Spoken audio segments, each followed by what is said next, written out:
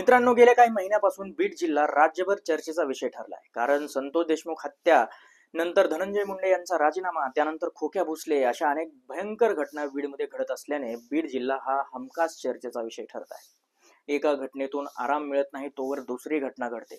गुन्हेगारीची ही साखळी काही केल्या बंद पडत नाही.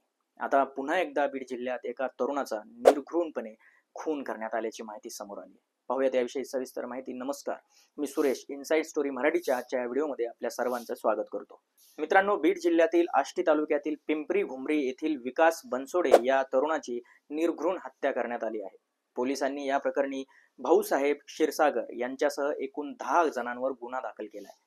मृत व्यक्तीचे नाव विकास बनसोडे असून याला अगदी मस्साजोग गावचे सरपंच संतोष देशमुख यांच्याप्रमाणेच अमानुष मारहाण करून मारण्यात आले.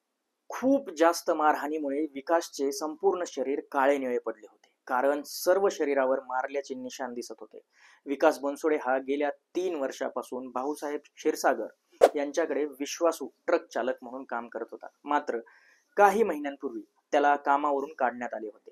गेल्या आठवड्यात विकास कड परिसरात आला होता. त्याचे भाऊसाहेब क्षीरसागर यांच्या मुलीशी प्रेम संबंध होते. हे दोघे जण भाऊसाहेब क्षीरसागर यांच्या घरामागे असलेल्या शेतात आक्षेपार्ह अवस्थेत दिसल्यानंतर मुलीचे वडील संतापले व त्यांनी नातेवाईकांसह विकास बनसोडे याला 2 दिवस एका पत्र्याच्या शेडमध्ये डांबून ठेवले.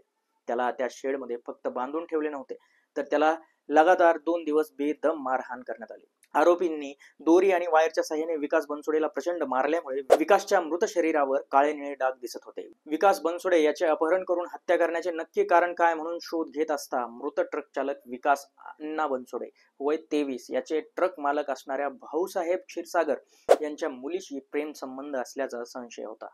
या संशयातून भाऊसाहेब क्षीरसागर आणि त्यांच्या कुटुंबियांनी विकास बनसोडे याला अमानुष मारहाण करत त्याची हत्या केली. या मारहाणीत विकासचा मृत्यू झाल्याचे लक्षात येताच आरोपींनी त्याचा मृतदेह कडा येथील प्राथमिक आरोग्य केंद्राबाहेर आणून ठेवला आणि निघून गेले. या घटनेमुळे बीड जिल्ह्यात आणखी एक दुर्दैवी घटनेची नोंद झाली आहे. विकास बनसोडे याच्या भावाच्या फिर्यादीवरून बीड पोलिसांनी एकूण 10 जणांविरुद्ध गुन्हा दाखल केलाय. यापैकी भाऊसाहेब क्षीरसागर, स्वाती क्षीरसागर, सुवर्णा क्षीरसागर या तिघांना पोलिसांनी अटक केली.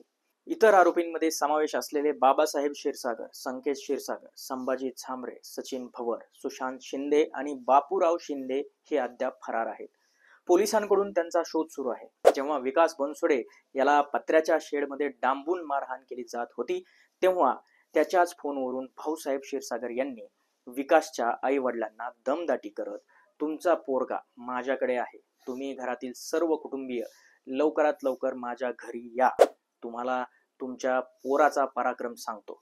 यावर विकासच्या आईने, आता गाडी कशी भेटेल लगेच, आम्ही लगेच कसं येऊ शकतो असं म्हणाली. त्यावर भाऊसाहेब क्षीरसागर याने, तुम्ही आत्ताच्या आत्ता गाडीला बसून इकडे या आणि जर येत नसाल तर तसे सांगा म्हणून धमकावले होते. म्हणून विकासच्या आईने त्याला काही मारहाण करू नका, आम्ही येतोच, जर त्याला मारहाण केली असेल तर मारू नका ही विनंती आहे, आम्ही येऊस तर हात लावू नका असे विकासच्या आई म्हणाल्या होत्या. मात्र शेवटी विकासची हत्या करून त्याचा मृतदेह कडा येथील प्राथमिक आरोग्य केंद्राबाहेर आणून ठेवणं आरोप निघून गेले. सदर घटना अगदी संतोष देशमुख यांच्या हत्येसारखीच आहे. सदर घटनेतील फरार आरोपी कधी पकडले जातील व त्यांना काय शिक्षा होईल हे लवकर कळेलच, की यातून अजून काही नवीन खुलासे बाहेर पडतील हे जाणून घेण्यासाठी पाहत राहा इनसाइड स्टोरी मराठी. नमस्कार.